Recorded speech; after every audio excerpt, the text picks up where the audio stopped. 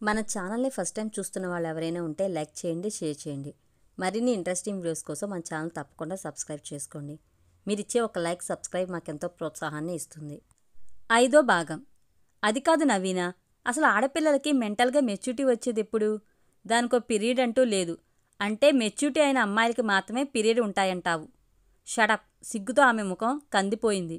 పిచ్చి పిచ్చిగా వాగక అసలు సంగతి ఏమిటో చెప్పండి.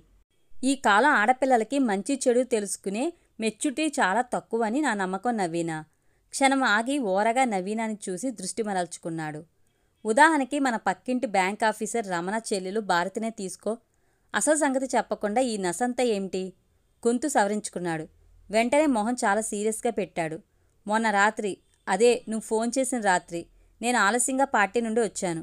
పార్టీ కాదు, పార్క్ నుండి కరెక్ట్ చేసింది నవీన. గుడ్. నీ జ్ఞాపకశక్తి అమోఘం. అలా పార్క్ నుండి రాత్రి 10 గంటలకి ఇంటికి వచ్చాను. బాగా పొద్దుపోయింది కదా, పడుకుందామనుకుంటుండగా భారతి తలుపు తట్టింది. ఎందుకబ్బా అనుకుంటూ తలుపు తీశాను కదా, చేతిలో పాయసం గ్లాస్ ఉంది. పాపం అక్కయ్య గారు లేరు కదా అంటూ లోపలికొచ్చి కూర్చుంది నేను తాగేదాకా. ఆ తర్వాత 5 నిమిషాలకి వెళ్ళిపోయిందనుకో. యోగేంద్ర ఇక్కడ అమోఘమైన తెలివిని ప్రదర్శించింది. ఇంటి ఓనర్ కూతురు లత చూసిన విషయం చెప్పకపోవడం. అయితే అందులో మీరు వరి కావాల్సినంత పాయింట్ ఏముంది? అంది నవీన సూటిగా చూస్తూ. నిజమే నవీన, కానీ ఒకవేళ ఆ వేళలో ఇంటి ఓనర్స్ పిల్లలు కానీ అలా భారతి నా గదిలో నుండి వెళ్ళడం చూశారనుకో, ఎంత అసహ్యంగా ఉంటుంది. పైగా భారతి అన్నా వదినలు సెకండ్ షోకి వెళ్లారు. ఇవన్నీ అన్వయించుకుంటే నాకెంత ఇబ్బందికరమైన సిట్యుయేషనో చూడు. అఫ్కోర్స్ ఎవరూ చూడలేదు కాబట్టి సరిపోయింది, కానీ చూస్తే నవ్వింది గోముగా. అతడి భుజంపై తలానించి, ముద్దబ్బాయి, ముద్దపప్పు ఏమవుతుంది ఎవరైనా చూస్తే? మీరెలాంటి మనిషో అక్కడ అందరికీ తెలుసుగా. నేను అందరి గురించి ఆలోచించడం లేదు నవీన, నీ గురించే తల ఉంచుకున్నాడు నిజాయితీగా. అది నిజాయితీని ప్రదర్శించుకునే ఎక్స్ప్రెషన్ మాత్రమే కాదు. భార్యతో ఇంత పచ్చిగా అబద్ధాలు మాట్లాడటం ఇదే తొలిసారి. మ్యాగీ ముందు పార్టీ మొదలుకుని భారతి దాకా వరుసగా అబద్ధాలు చెప్పాడు, ఎవరికి హాని జరగని పద్ధతిలో. చూడు మిస్టర్ యోగి, చిలిపిగా అంది చెంపల్ని చేత్తో స్పృశిస్తూ. మీరు ప్రవరాక్యుడి పెద్దన్నయ్యని తెలుసు.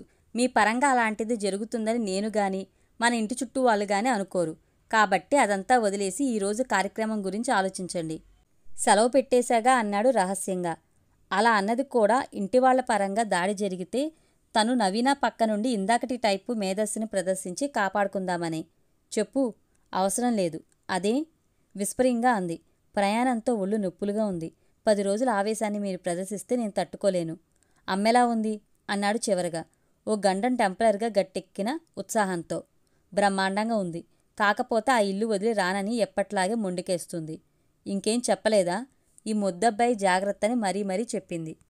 ఆటో ఇంటి ముందు ఆగింది. ఆటో డబ్బులు చెల్లించాక సూట్ కేసుతో లోపలికి వస్తున్న యోగేంద్ర గుండె జల్లుమంది. గార్డెన్లో నిలబడ్డ ఓనర్ గారి కూతురు లతను చూడగానే. ఇదేనా రావడం అంటూ పలకరించింది నవీనాని చూస్తూ. యోగేంద్ర నవ్వుముఖంతో లత వైపు చూడబోయాడు. కానీ ఆమె తల తిప్పుకుంది. అంటే మంచి కోపంతో ఉందన్నమాట. అలా కనిపించగానే ఇదేనా రావటమన్న పలకరింపు ఇంక నీకుందులే అని హెచ్చరించినట్టుగా అనిపించింది. భారతి కోసం చూశాడు. ఆసక్తితో కాదు, నవీన రావడంతో అలవాటుగా బయటకు వచ్చి పలకరిస్తుందని. కనిపించలేదు. అంటే లత అప్పుడే వాళ్ళింట్లో వాళ్ళకి మొన్న రాత్రి చూసింది అప్పుడే చేరేసిందా? అన్యమనస్కంగా ఉన్న యోగేంద్రతో అంది నవీన. మీరు తొందరగా తయారైతే తోవలో నన్ను మాస్టర్ దగ్గరే డ్రాప్ చేయొచ్చు.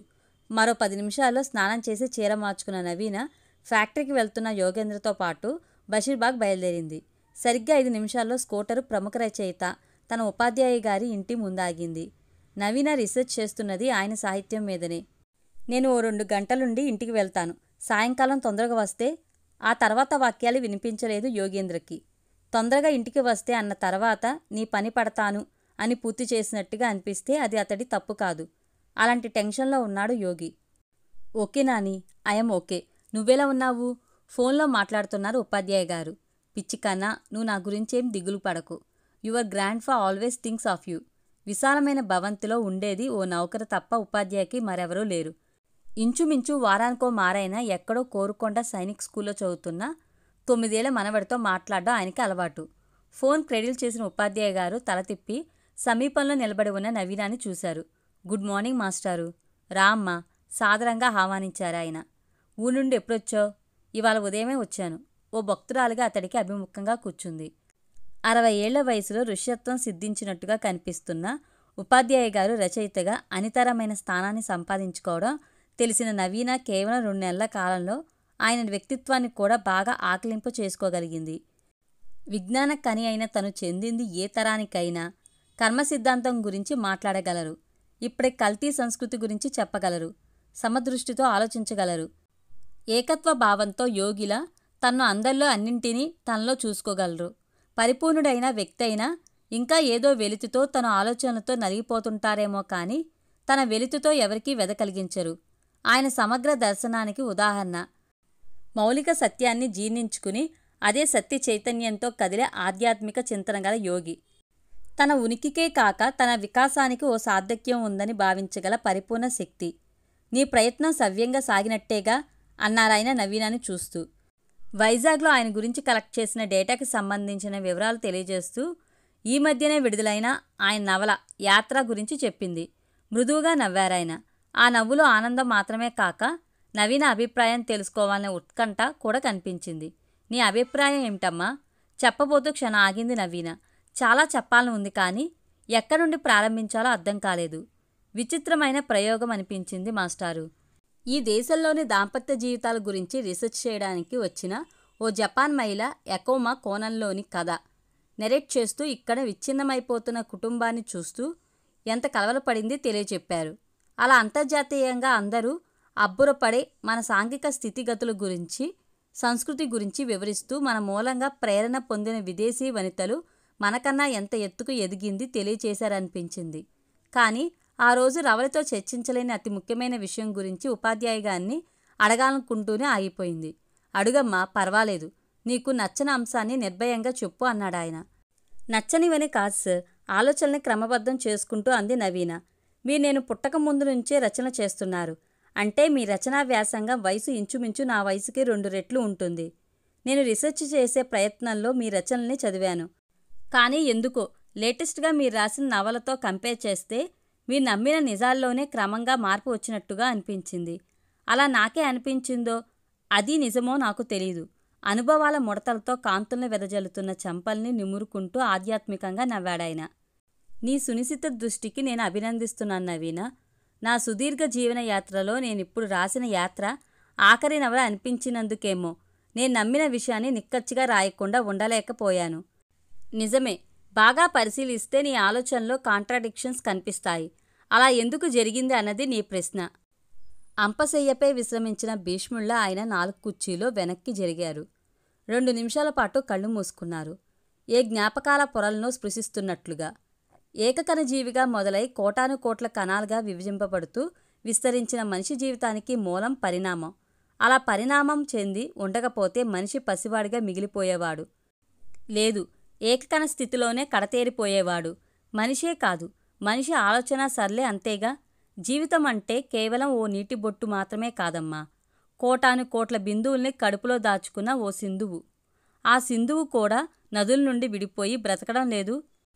ఎక్కడో ఏ పర్వత పానువుల్లోనూ పుట్టి రాళ్లను ఢీకొంటూ నేలపై పాయగా మారినదే తన ప్రయాణంలో సుదూర తీరాన్ని అధిగమిస్తూ ఆ యాత్రలో కల్మషాల్ని రుచి చూస్తూ, మరో పక్క ప్రాణులకి దప్పిక తీర్చుతూ, ఇంకో పక్క పరిసరాల్ని సస్యశ్యామలం చేస్తూ ఇలా చాలా ఒరిపిళ్ల మధ్య నుంచి సముద్ర గర్భంలో కలుస్తుంది.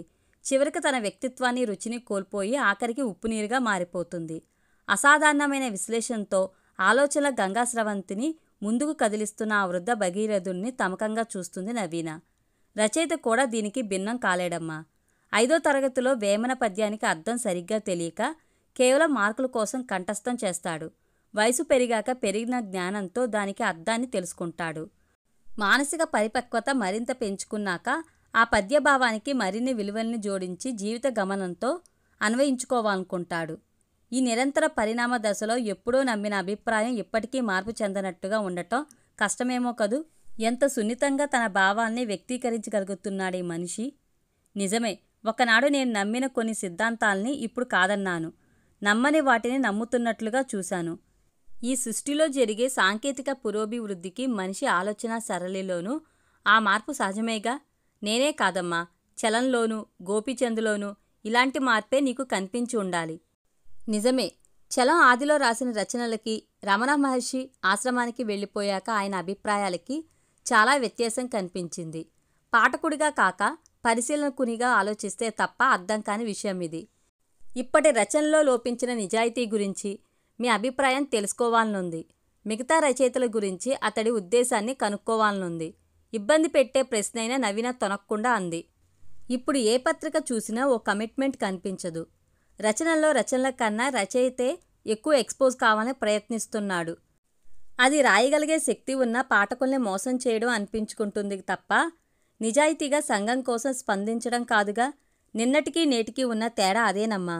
నిన్నటి రచయితలకు సమాజం గురించి అవగాహన ఉండేది. రచయితలకి సమాజంలో జరిగే సంఘటనలకి స్పందించే అలవాటు ఉండేది. రాయగలిగే శక్తి అన్న పరంగా భావించి తన దుగ్ధని కాగితాలపై ఉంచి జనాల్ని చైతన్యవంతులుగా చేయాలన్న తలంపుతో రచనలు చేశారు. అలా చేసిన వాళ్లలో కొందరు మిగిలారు. మరికొందరు ఎవరి దృష్టికి అందకుండా సమసిపోయారు. ఇలాంటి సాహిత్యం అంటూ ఇప్పటి కొందరు రచయితల గురించి మనం ఆందోళన పడనవసరం లేదమ్మా. కొందరు రచయితల గురించి అలా అనుకున్న వాళ్ళు అప్పుడూ లేకపోలేదు. అయితే కొంతకాలం మిగిలే రచయితలు కాలగర్భంలో కలిసిపోయారు. బుక్స్ ఆఫ్ అవర్ అని కాక books of all the time అని రాసిన రచయితలు ఇప్పుడు లేకపోయినా వాళ్ళ రచనల్ని బ్రతికించుకోగలిగారు. అలాంటప్పుడు మూడో రచయితల గురించి మీలాంటి వారు స్పందించాలిగా. స్పందించి ఏం చేయాలి? ఈ నవల చదవకండి అంటూ ఎలుగెత్తి అరవాలా? ఆయనలో అసూయ లేదు, ద్వేషం లేదు, పెదవులపై ప్రసన్నంగా మెరుస్తున్న మృదు దరహాసం తప్ప. కొన్ని క్షణాల పాటు పాఠకుణ్ణి ఉర్రూతలూగించే సాహిత్యాన్ని రాసేవాడు సెగ రచయిత. నవీన చలికాలంలో తెల్లవారేక చిన్న సెగ దొరికితే చాలు వెచ్చగా మారాలనుకునే పాఠకుల్ని ఉద్దేశించి అలాంటి సెగ రచయితలా కాక కలకాలం నిలిచే రచనల్ని చేస్తే యుగ రచయిత అవుతాడు. అయినా వాళ్ల తప్పేమిటి? సాహిత్యం కూడా వ్యాపారమైపోయిందిగా. వాళ్ళనని లాభం ఏమిటి? అలా విస్మయంగా చూడకమ్మా. ఏ షాపుకైనా వెళ్ళి నువ్వు కొనేది నీకు నచ్చిందే తప్ప షాపు వాడు ఇచ్చేది కాదుగా. అలాంటప్పుడు కస్టమర్లైన పాఠకులు రియాక్ట్ కానిది రచయిత ఎందుకు తన పద్ధతిని మార్చుకుంటాడు? అతను బ్రతకాలిగా. అంటే రచనా వ్యాసంగం కూడా బ్రతుకు తెరువైపోవడం బాధాకరం కాదా మాస్టారు? నిన్నటి తరం గురించి మర్చిపో నవీన. ఇప్పుడు ఏది బ్రతుకు తెరువు కాదో చెప్పు. నిర్వచనాలు తరాలను బట్టి కూడా మారిపోతుంటాయి పిచ్చి తల్లి. బ్రతుకు తెరువు అంటే నీ ఉద్దేశం బ్రతకడానికి సరిపోయినంత తిండి బట్ట అని నీ అభిప్రాయం కావచ్చు. కానీ ఇప్పుడు బ్రతుకు తెరువు అంటే కరువు లేకుండా బ్రతకడం. అంటే సమాజంలో మామూలుగా బ్రతకడం కాదు, చాలామంది కన్నా ఉన్నతంగా బ్రతకాలనుకోవడం. దాన్నే చలామణి అనొచ్చు. నవీన నిశ్శబ్దంగా వింటుంది.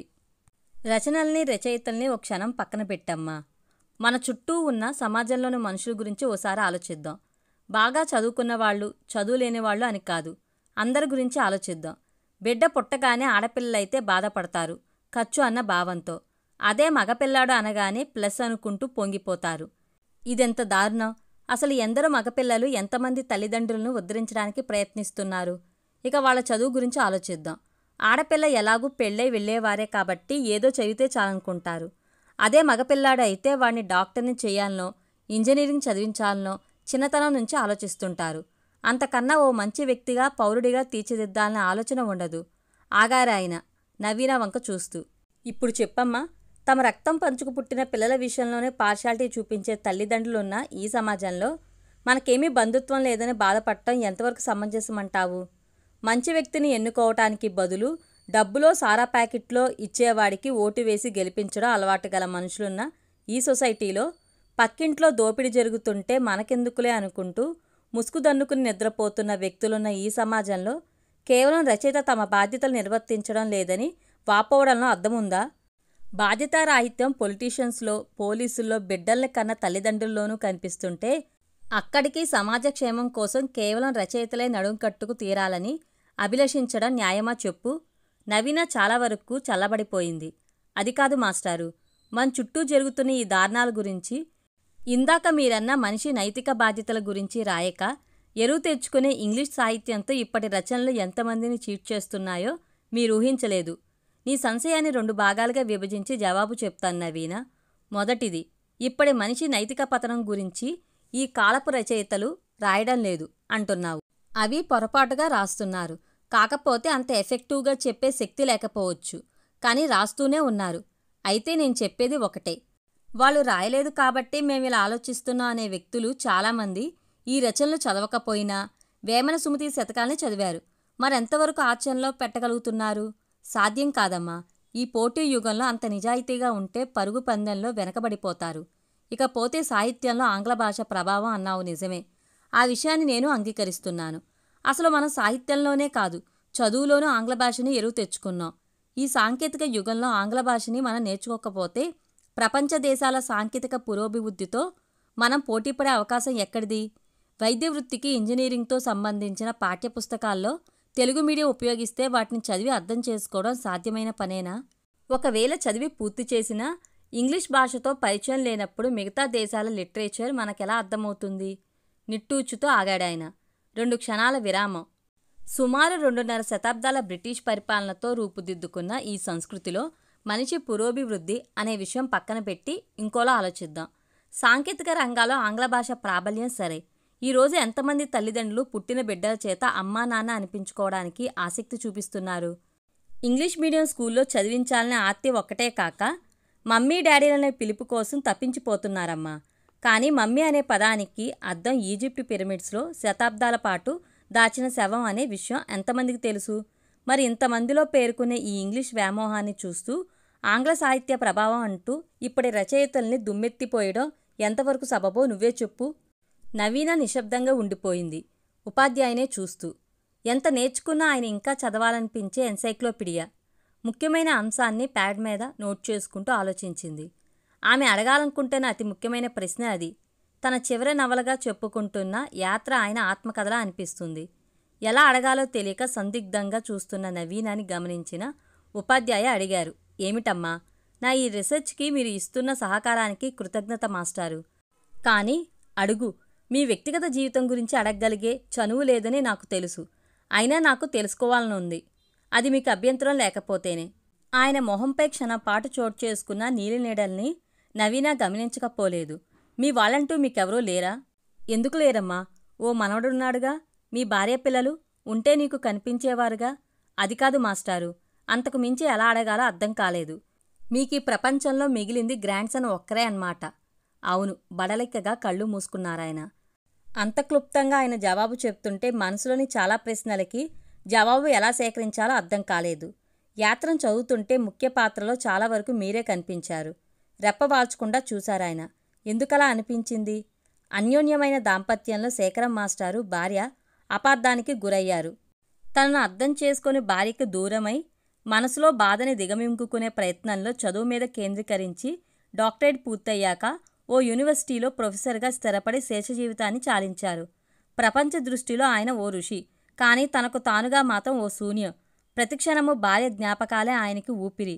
తనను అపార్థం చేసుకున్న భార్య తిరిగి రావాలని ఎదురు చూస్తూనే ఆయన కన్నుమూశారు.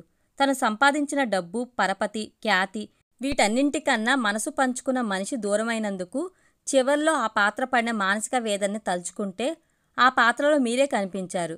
నిర్వేదం కాదు, భావరహితంగా చూశారాయన. భయమనిపించింది నవీనాకి.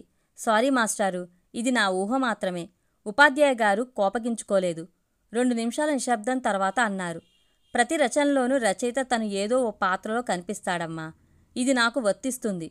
అంతే తప్ప నువ్వనుకుంటున్నట్టు నేను శూన్యాన్ని కాదు, శూన్యంలో బ్రతకడం లేదు. వెళ్తాను మాస్టారు అంటూ పైకి లేచింది. అయితే మాస్టారు నిజం చెప్పడం లేదన్న సత్యం మాత్రం అర్థమయ్యింది ఆయన మొహం చూస్తుంటే. సాలోచనగా తల వంచుకుని బయటకు నడిచింది నవీన. పూర్తి వీడియో కోసం మన ఛానల్ తప్పకుండా సబ్స్క్రైబ్ చేసుకోండి. Thank you.